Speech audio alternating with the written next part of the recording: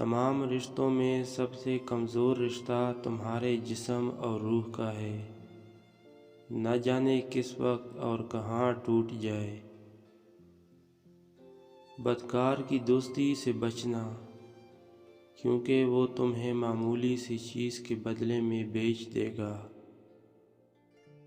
خوبصورتی ایک نعمت ہے، لیکن سب سے خوبصورت آپ کی زبان ہے۔ چاہے تو دل جیت لے، چاہے تو دل توڑ دے۔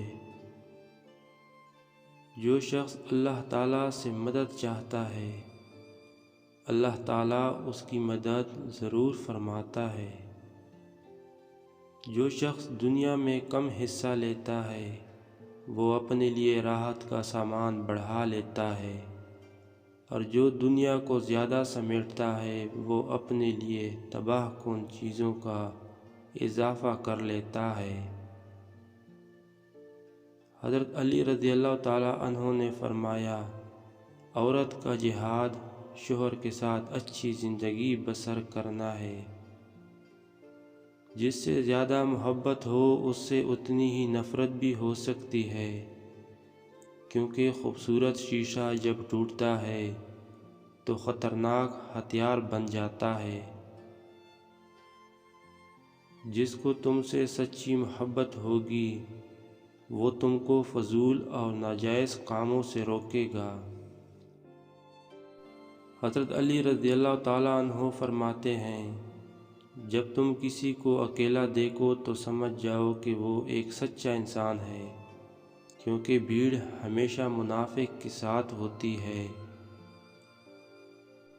مسکراہٹ روح کے دروازے کھول دیتی ہے۔ خاموشی غصے کا بہترین علاج ہے۔ شرم کی کشش حسن سے زیادہ ہے۔ نامکمل علم فساد پیدا کرتا ہے۔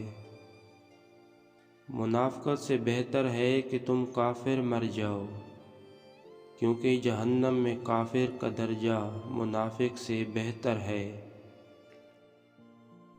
جب زمانہ خراب ہوگا تو کمینے لوگ سردار ہو جائیں گے۔ حضرت علی رضی اللہ تعالیٰ عنہ سے پوچھا گیا، انسان برا کب بنتا ہے؟ فرمایا، جب وہ اپنے آپ کو دوسروں سے اچھا سمجھنے لگے۔ انسان کو اچھی سوچ پر وہ انعام ملتا ہے جو اچھے اعمال پہ نہیں ملتا، کیونکہ سوچ میں دکھاوا نہیں ہوتا۔ بے وقوف عورت اپنے شوہر کو غلام بناتی ہے اور غلام کی بیوی بن کر زندگی گزارتی ہے، لیکن عقل مند عورت اپنے شوہر کو بادشاہ بناتی ہے اور بادشاہ کی بیوی بن کر زندگی گزارتی ہے۔ 3 رشتے بے نقاب ہو جاتے ہیں، بڑھاپے میں اولاد، مصیبت میں دوست اور غربت میں بیوی۔ اگر تم اس وقت مسکرا سکتے ہو جب تم پوری طرح ٹوٹ چکے ہو، تو یقین جانو دنیا میں تمہیں کبھی کوئی نہیں توڑ سکتا۔ عقل کے ذریعے خواہش نفسانی کا مقابلہ کرو۔